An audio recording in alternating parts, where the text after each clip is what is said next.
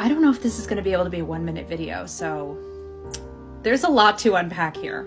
I also just made a video about Eleanor for Patreon that goes deeper into her background and how she ended up being the way that she is. So after dinner coffee patrons, she's coming. I agree with you, but I would also like you to remember that there is a vast class difference between William and Barbara. He, like Eleanor, comes from an aristocratic family, and Barbara is kind of on the bottom of the social ladder. She is the daughter of working class immigrants, and even though they work at a very nice estate, these two people should never even be allowed to have contact with each other, some people might say.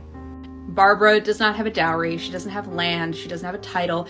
There is nothing about her that would be appealing to the Justine family that would allow their son to marry her. I would also argue that William is an easily led person.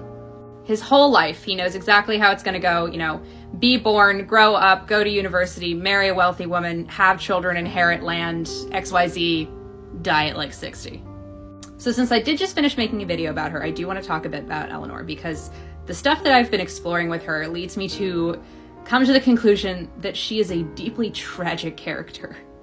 Like, there were moments where I was like, do I feel bad for her? And then I looked at all the other shit that she does and I'm like, oh no, I don't feel bad for her. If I had to compare Eleanor to anybody, it would be Rhoda from the book and also the movie The Bad Seed.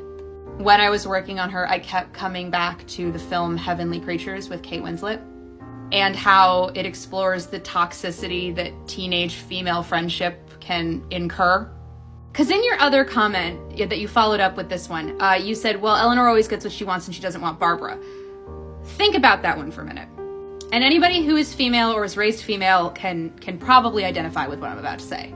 Did you ever have a friend, especially when you were young, think about middle school, elementary school, maybe early high school, who was your friend, but they weren't very nice to you, and they were maybe very possessive of your time, and it was very important for them to always know what you were doing and who you were hanging out with, and they had very intense opinions about the other people in your life.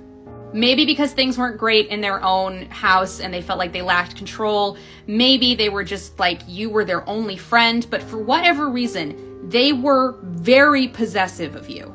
I also know a lot of women who are like, yeah, I was that friend because I loved this person so much and my feelings were really complicated about them and I needed to be with them all the time, and I recognize now that's not healthy. Also think about the season 1 finale, when this all goes down. Eleanor gets a wish. What do you think Eleanor wishes for? Because Barbara might have lost contact with her, but does that mean that Eleanor's just not around anymore?